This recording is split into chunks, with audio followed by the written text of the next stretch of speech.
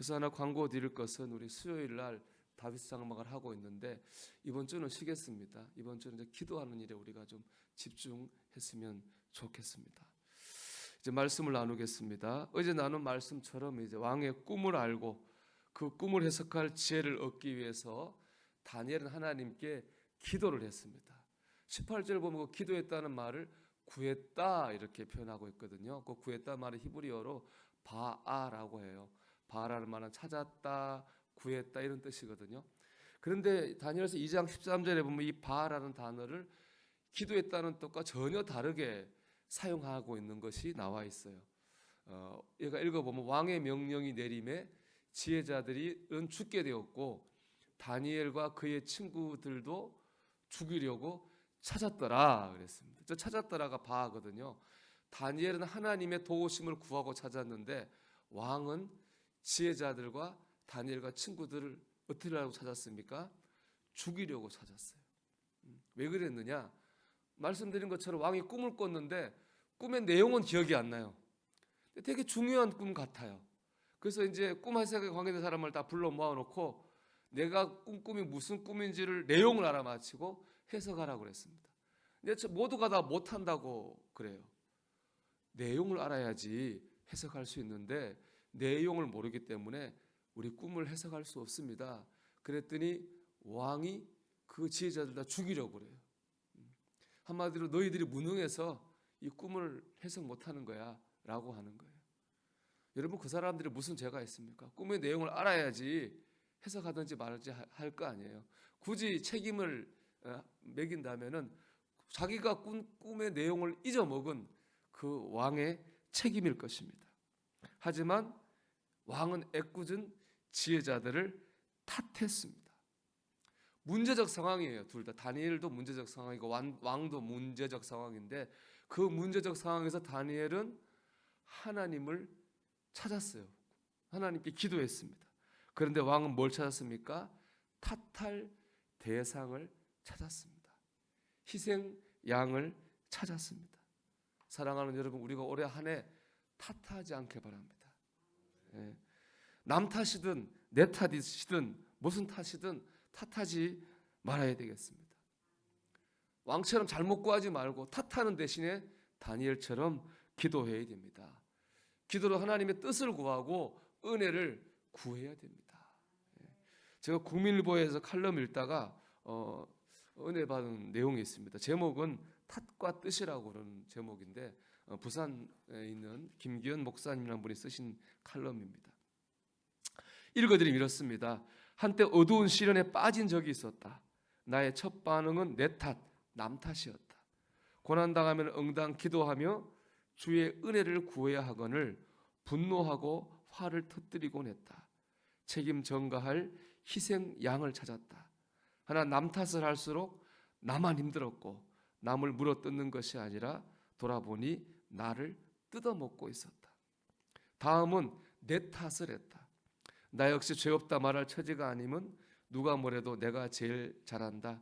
문제 일부이자 문제를 풀 당사자 또한 나다 하여 가슴을 치며 내 탓이다를 외쳤다.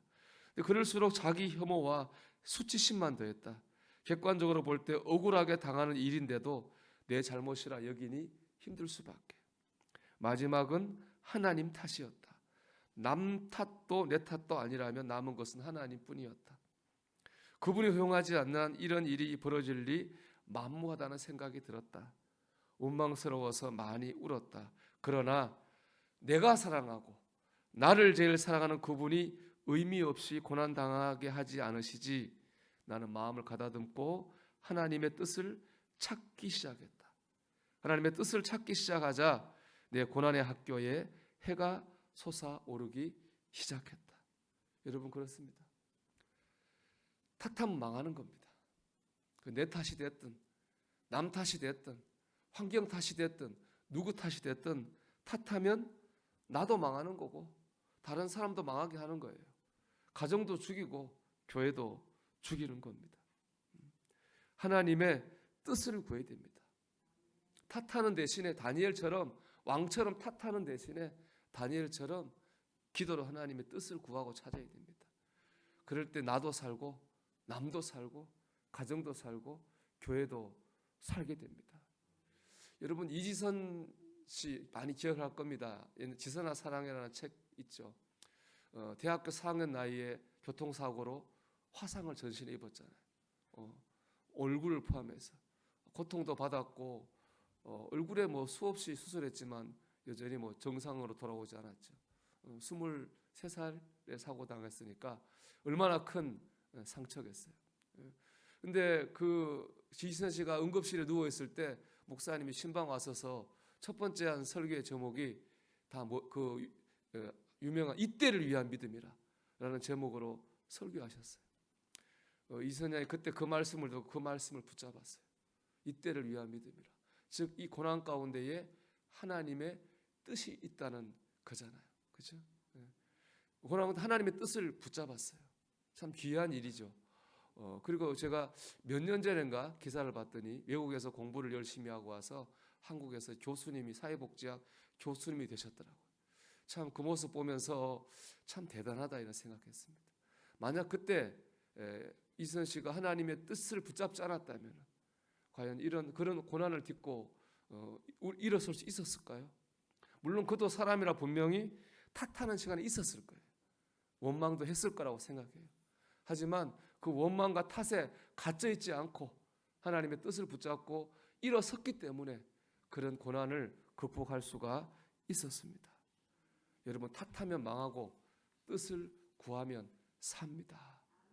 우리 올 한 해 절대로 탓하지 말고, 탓하는 마음이 수도 없이 들겠죠. 탓하지 말고 그때마다 하나님의 뜻을 구하며 기도할 수 있게 되기를 주의 이름으로 축원합니다. 그럼 어떻게 하면 우리가 탓이 아니라 뜻을 구할 수 있을까요? 저는 다니엘서 보면 느끼는 거는 다니엘이 그렇게 할 수 있던 거는 감사라고 하는 중심을 가지고 살았기 때문이라고 생각해요. 다니엘서 6장을 보면요, 다니엘을 미워하는 사람들이 왕을 움직여가지고 조서를 받습니다. 앞으로 왕 말고 다른 신이나 다른 사람에게 절하고 기도하면 무조건 사자굴에 집어넣는다. 조서에 도장을 꽝 찍었어요. 다니엘도 그거 알아요. 그걸 안 다니엘이 뭐인지 아세요, 여러분? 기도하면 사자굴에 넣을 거야 하는 조서를 안 다니엘이 그거 알자마자 집으로 또 기도를 해요. 대단하지 않습니까? 조서를 보고도 기도를 해요. 더 대단한 건 뭐냐? 그 기도의 내용입니다. 다니엘서 6장 10절입니다. 다니엘이 조서에 왕의 도장에 찍힌 것을 알고도 자기 집에 돌아가서는 윗방으로 올라가 예루살렘으로 향한 창문을 열고 전에 하던 대로 하루 3번씩 무릎을 꿇고 기도하며 그 다음 뭐라고 했습니까? 그의 하나님께 감사하였더라. 이 참 기도한 것도 대단한데, 기도하면 사자굴에 집어넣는 걸 알고 기도한 것도 대단한데 그 기도 다른 기도가 아니라 감사 기도했다는 거, 어떻게 이렇게 할 수 있었지? 이 인터넷에 보니까 어떤 성도님이 이 말씀을 큐티했어요. 저처럼 도무지 다니엘 뭘 감사했을까 이런 상황에서 그런 묵상하면서 이렇게 썼더라고요. 그나마도 뜻을 세워 자기를 더럽히지 않았음을, 채식만으로 아름답고 윤택한 얼굴 주심을, 호의와 동정 베푸는 황관장 만나게 하심을, 학문과 지혜 주시고 서적 깨닫게 하심을, 환상과 꿈 해석 능력 주심을 하나님께 감사하지 않았을까? 이 모든 건 다 뭐죠? 다니엘이 지금까지 체험해왔던 과거의 은혜들인 거예요. 다니엘은 지금의 어려움 앞에서, 문제 앞에서 지금까지 과거에 베푸신 하나님의 은혜를 생각하면서 감사했다는 것입니다.